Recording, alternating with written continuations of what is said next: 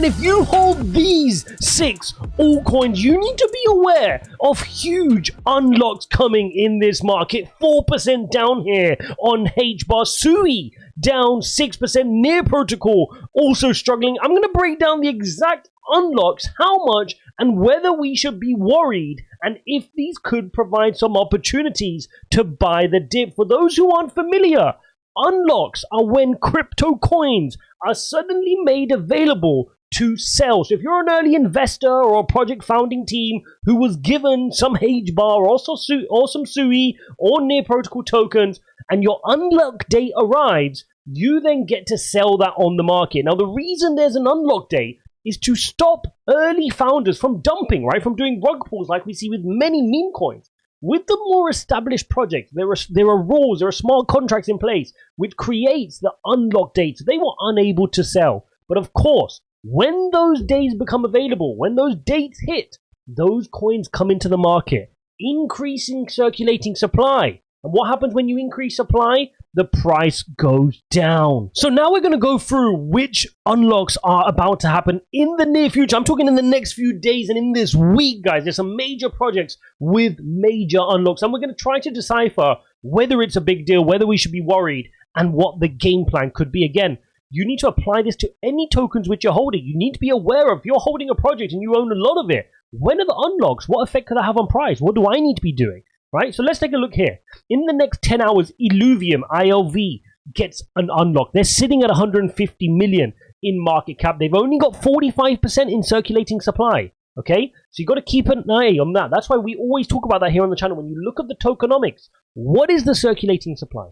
In other words, of all the maximum number of Illuvium tokens available, only 45% are circulating.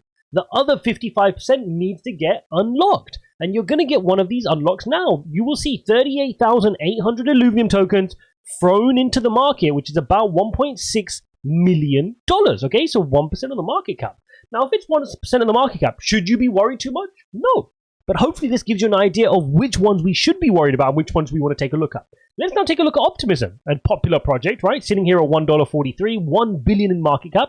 Circulating supply is horrible. Less than 17%. We spoke about it in our tokenomic videos. I've done breakdowns of this. So you're always going to have these unlocks with Optimism. So if you're an investor in Optimism, you can't act surprised, right, when you're getting these unlocks. So in the next 1 day, 10 hours, 3.3% of the market cap, which is 34 million here, will be unlocked into the market. If you're going to throw out 3.37% increase in supply versus what's in supply now, as in of the current market cap of 1 billion, it's going to move the price, right? So we've got to keep an eye on that if you're an Optimism investor. You can go down. I'm going to skip some of the ones which are less important, but let's take a look at HBAR. Really big unlock, $61 million unlocking in the next 2 days. That's 3.43% of the $1.78 billion in HBAR market cap. So again, 1.14 billion tokens being thrown into the market here, which is, of course, going to increase the circulating supply. 66% here is not too shabby. It's not the best, but it's not too shabby, right? You've still got some more to go here to unlock, which is, of course, another 34%, and this is going to be one of those unlocks. So we can see that's there to take advantage of as well. If we keep going down, a few others which I want to bring to your attention. Near Protocol, right? 94% circulating supply. Thumbs up. Very good circulating supply. That said, they've got to dump another 7.75 million unlocked, which is $9.15 million, which is 0.82% of the market cap. That's going to be dumped in the next 5 days. Now, it's important to note, just because we unlock, it doesn't necessarily mean all those tokens will be dumped, right? It doesn't necessarily mean all those founders, all the project team are just going to suddenly dump the project. But there is a chance that a decent amount of it could, right? If you were holding Near Protocol, if you were holding HBAR, if you were holding Optimism from the early days, I'm talking price points you and I never got access to on the market. They're getting in early at the deal stage when the project's being founded, right? They got the early genesis amounts, right? Of course you're going to want to sell a little bit. They're going to want to spend it, right? They're going to want to live their lifestyle. They are up huge on paper, but they're going to want to realize that. So that's why we have to account for the fact that this will dump into the market. So you got Near Protocol, you got those guys, you got BitMEX here, of course, doing 18% of their market cap, guys. Look at that, 18% if you're holding BitMEX. Be very, very focused around that. Only 22% in circulating supply. That's a horrible unlock and that will be affected. If we jump on over to the price action here, let's focus here on HBAR. You can see yesterday, on Monday, HBAR dropped about 4%. Today, they're dropping another 4%. So that's 8% in the last couple of days. If you look at SUI, yesterday they dropped 6%, another 6% today. So that's a 12% fall over 2 days.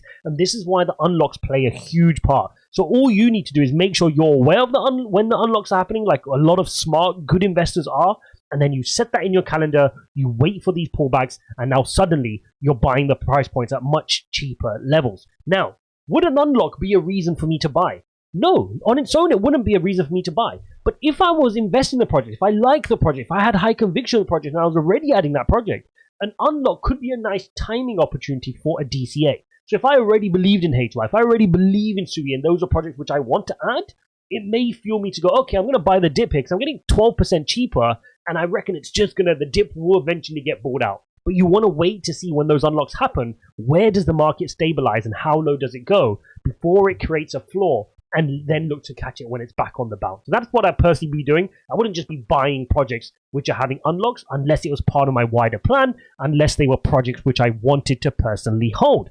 Looking at the market, otherwise, you can see meme coin here, Bobo USDT is up 9% here today, but not something I personally would be touching. The only reason I point that out is because everything else is red, being led primarily here by Bitcoin, which continues to be this horrible stable coin. Right? If you look at Bitcoin here, just moving sideways here ever since our big dump on the 17th. So that's 12 days now of sideways action. But look at this, guys. We are moving sideways here, but still nowhere near our EMA ribbon, right? And for that reason, we can't rule out a little bit of a pump up to the EMA ribbon at 27,000. Do I personally think that's going to happen just yet? It's going to be difficult without any catalyst, right? If you look at the 4-hourly chart here, we can't even break our 4-hourly EMA ribbon. So in order to get that run up to 27,000, which would, by the way, just be a relief rally because we're just going into our EMA ribbon, we'd have to reclaim our 4-hourly. But so far, there's no signs of doing that. The last time we tried was on the 23rd, about 6 days ago. We tried to have a little bit of an impulse move here. Bears rejected us, ended up back firmly below this EMA ribbon, and it's proving difficult. If you come onto the hourly chart, this is where we've managed to create some sideways action, right? This is where we've got our sideways action. But we've not even got a firm movement here on our hourly chart to the upside to suggest that we can reclaim our 4-hourly, to suggest that we have any chance of moving towards our daily. So a lot to play for here for Bitcoin, and Bitcoin is struggling. But there is some positive news. The positive news is that DCG, one of the big players in the crypto space, reaches a crucial in-principle deal with Genesis creditors. Recoveries could be up to 90%. Now remember, a lot of people, a lot of YouTubers, a lot of Twitter crypto guys covered this off when the risk was to the downside. But now they're not covering it off. This is good news. We should cover it. We should cover that. All that fear we had that money would be lost, they're coming up with a plan that could recover 70-90%, which is a massive change to what the markets would have priced in terms of a move to the downside. So this is positive. And we should take it from a positive perspective. Another bit of negative news here is Bitcoin hash price plummets despite soaring hash rate. We did post this in our Telegram this morning, ijaz.uk/TG.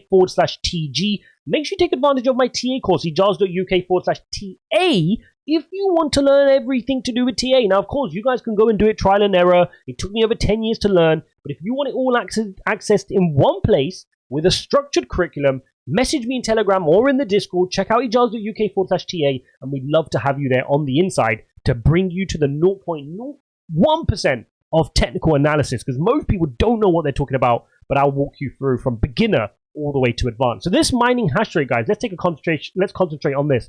Bitcoin mining revenue is now just 0.06 per terahash. The mining revenue, otherwise called the hash price, has dropped to levels not seen since FTX collapse. Remember, that's where Bitcoin went to a cycle low of around 16,500. Now, the hash rate, however, is hitting record highs, right? If you look at the hash rate, we've covered this off before on this channel, it's now sitting at 414 exahashes per second. 54% up in the year, 80% in the past 12 months, which highlights the security of the Bitcoin network. Remember, it's this hash rate, which is why we invest in Bitcoin. It's the combined compute power which makes it so secure, which is not replicatable easily, right? That's why Bitcoin has its value.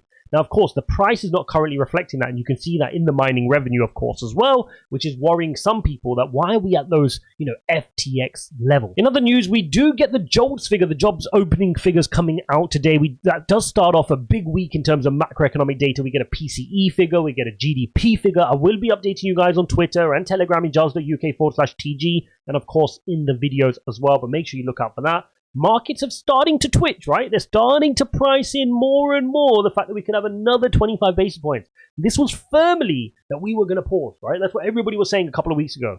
Then you saw it get to 20%. Now you're seeing 22%. Soon it will climb to 25%, where the market starts to go, hang on, Jerome Powell might just get away with another 25 basis point, kicking the can down the road. The problem we have, which is why the markets are so tentative right now, is that another rate hike could be breaking the backs of the economy. We don't know. Remember, interest rates are a lagging measure, right? They're a lagging thing. When you do an interest rate hike, it can take months before it starts to play down the cycle into people's mortgage rates, their car finances. You don't know what's going to break, which banks are struggling right now, which economies are struggling, and that's the risk with Jerome Powell continuing to keep his focus on increasing interest rates. If we do check in on the traditional markets, you can see them kind of hovering flat here in the pre-market today. Yesterday, it did manage to close in the green, which was positive, but Bitcoin not managing, right? Bitcoin is not managing to have any momentum here to the upside. You can see here just consolidating sideways. We've got to focus on the dollar index, right? This dollar index is what's causing us a lot of our pain. If I show you this on the weekly chart, it posted another weekly candle in the green, opening up this week in the green as well. And if this continues, guys, it's going to be a lot more painful for Bitcoin, right? This playing out, going past this pivot point and this pivot point and getting to the top of the wedge at about 107.9 is going to spell pain for Bitcoin. It will spell pain for Bitcoin. If we see this scenario play out, where this works its way here, expect Bitcoin to start playing out its negative scenario, which of course I've got earmarked at 24.7, and then even lower at 20,000, and then even lower at 17,000 range. Okay, so that's what we got to play for here on Bitcoin. Keep an eye on the dollar index, keep an eye on the macro data as well, and let me know what are you doing in the market. Thanks for watching this video, guys. Don't forget to go subscribe to my second channel. I'll leave the link up here, and I'll see you in the next one.